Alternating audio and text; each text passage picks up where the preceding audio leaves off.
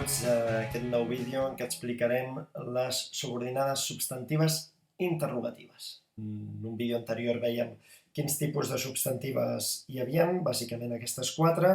Ja havíem explicat les substantives completives, ja hem explicat en un vídeo anterior també les substantives d'infinitiu.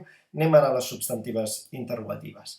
Les substantives interrogatives van introduïdes per nexes interrogatius, en el cas de les interrogatives totals, o per la conjunció sí en el cas d'interrogatives parcials. Ara veurem la diferència entre aquests dos tipus d'interrogatives.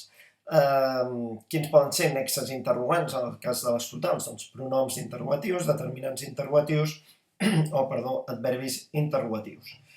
Aquestes subordinades es poden convertir en interrogacions simples. És la forma més fàcil de veure que es tracten de substantives interrogatives, convertir la subordinada en una pregunta simple. Interrogatives totals són aquells que la resposta afecta tota la pregunta sencera, és a dir, són respostes de sí o no. Em pregunto si estan entenent la sintaxi. Estan entenent la sintaxi? La resposta és sí o no, perquè és una resposta sobre tota la pregunta, sobre si estan entenent la sintaxi.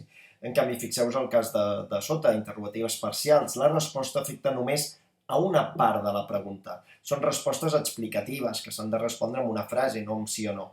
Es pregunten per què els servirà la sintaxi. Per què els servirà la sintaxi? La resposta ha de ser explicativa sobre aquest per què, no sobre tota l'oració com passava aquí, que es podia respondre amb un sí o no tota l'oració. Aquesta és la gran diferència entre les interrogatives totals i les parcials. Les interrogatives totals deien que anaven introduïdes per la conjunció sí, i bàsicament aquestes oracions substantives poden fer la funció de complement directe o complement del nom, bàsicament. En posem un exemple de cadascuna d'elles. Em pregunto o em qüestiono si estan entenent la sintaxi, em qüestiono la seva comprensió, em pregunto això, jo em qüestiono la seva comprensió és qüestionada per mi, per tant fa la funció, tota l'oració fa la funció de complement directe.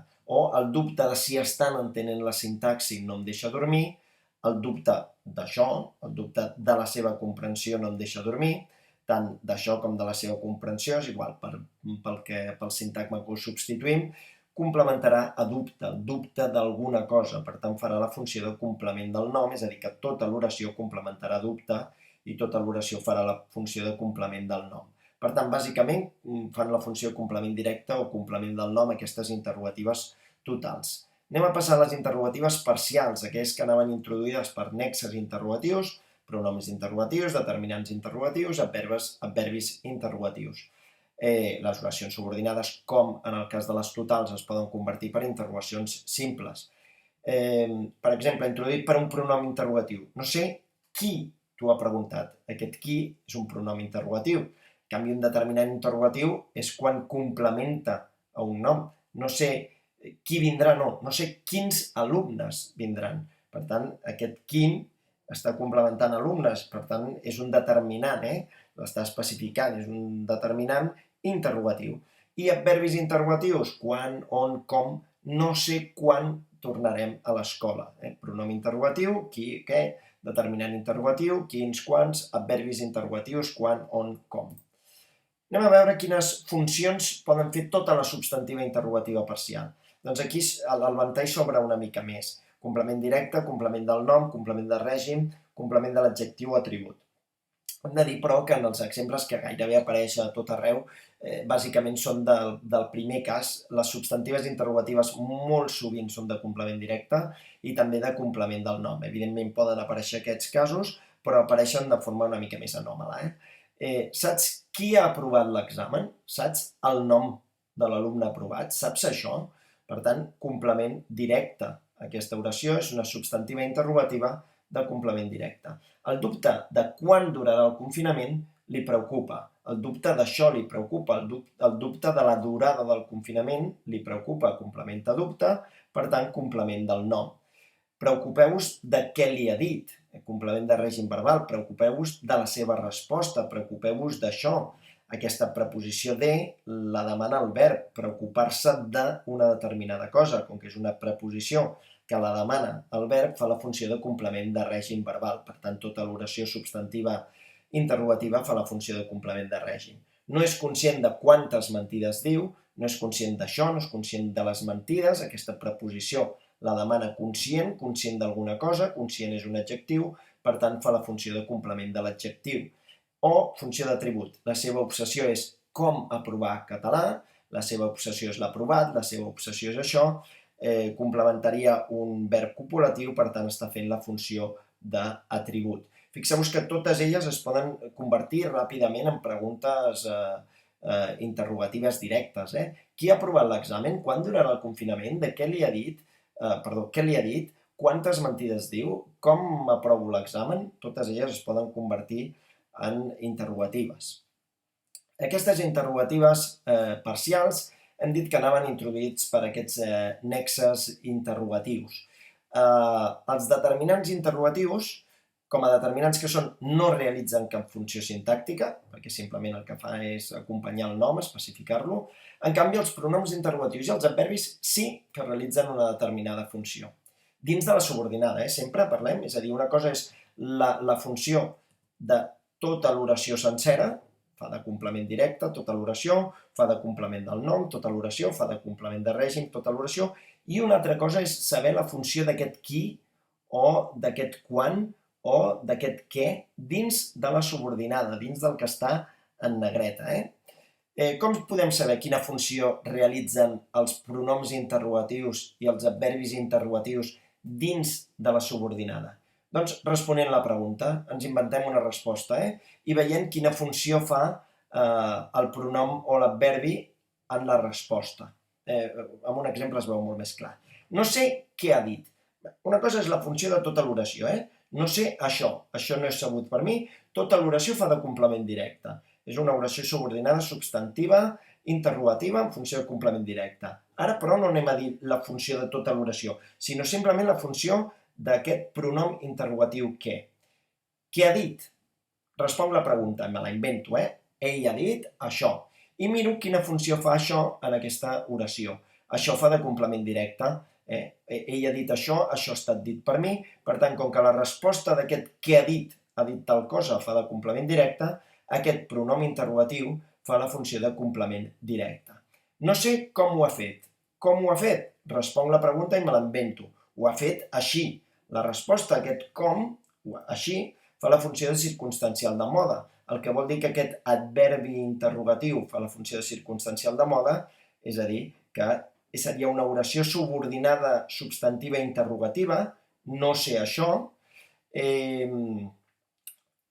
fa de complement directe tota l'oració, no sé una cosa no és sabuda per mi, però l'adverbi interrogatiu que la introdueix fa la funció de circumstancial de mode dins de la subordinada, és a dir, respecte al verb de la subordinada. Tot això feia de complement directe respecte al verb principal i en canvi aquest pronom interrogatiu, aquest adverbi interrogatiu, fa una determinada funció respecte al verb ha dit o respecte al verb ha fet, és a dir, respecte al verb de la subordinada.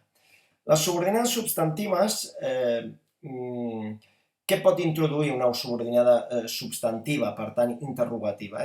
Doncs el pot introduir una conjunció sí, en el cas de les interrogatives totals, no té funció sintàctica dins de l'oració, aquest sí, el pot introduir un pronom interrogatiu, per exemple, qui o què, i aquest sí que tindria funció sintàctica, ja hem dit que la sabem responent la pregunta.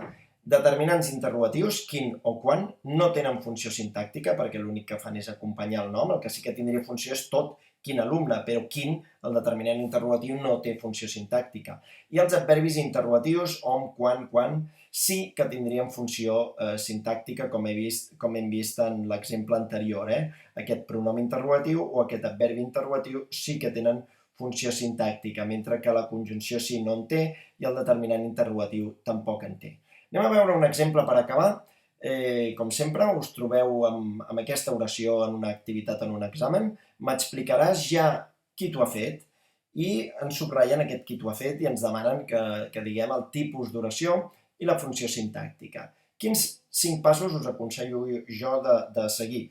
Primer, saber davant de quin tipus d'oració estem. És a dir, que el primer que heu de fer és substituir sempre aquesta oració per un sintagma. M'explicaràs ja aquest fet, m'explicaràs ja això. Per tant, com que ho puc substituir per un sintagma nominal, ja sé que l'oració és substantiva. Primera cosa, me la trec de sobre, és substantiva l'oració. Segona, ja hem dit que la substantiva pot ser completiva, pot ser d'infinitiu, pot ser interrogativa. Anem a veure quina és, quin tipus de substantiva és. Doncs prefereixes que... com ho sabem? Perquè es pot convertir en una pregunta simple. És a dir, m'explicaràs ja qui t'ho ha fet això? Per tant, com que es pot convertir en una pregunta simple, qui t'ho ha fet seria una substantiva interrogativa.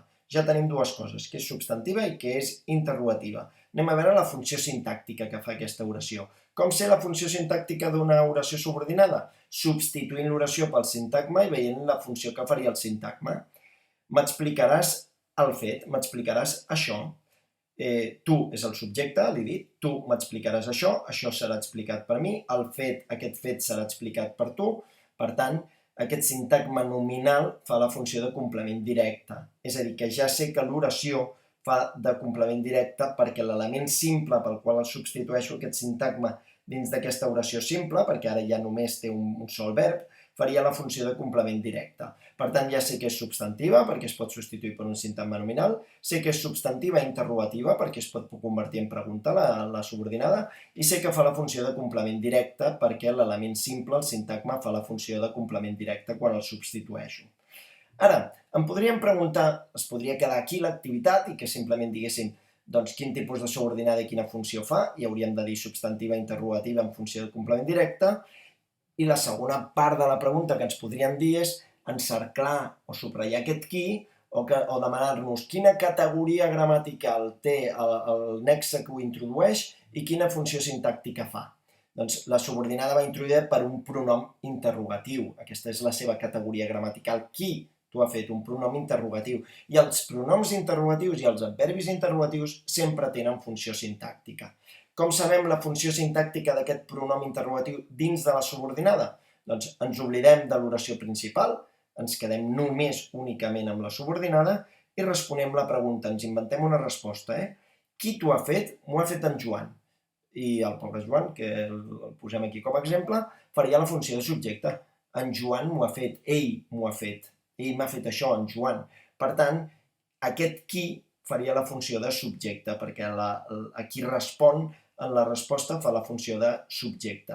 Per tant, seria un pronom interrogatiu que fa la funció de subjecte respecte al verb ha fet, respecte al verb de la subordinada. Per tant, tota l'oració fa la funció de complement directe respecte al verb de la principal i el qui fa de subjecte respecte al verb de l'oració subordinada. En el proper capítol veiem una mica les oracions substantives de relatiu. Doncs espero que us hagi quedat clar i en el proper vídeo ja tancarem el primer bloc de subordinades substantives amb el quart tipus de les substantives, és a dir, les substantives de relatiu. Fins aviat.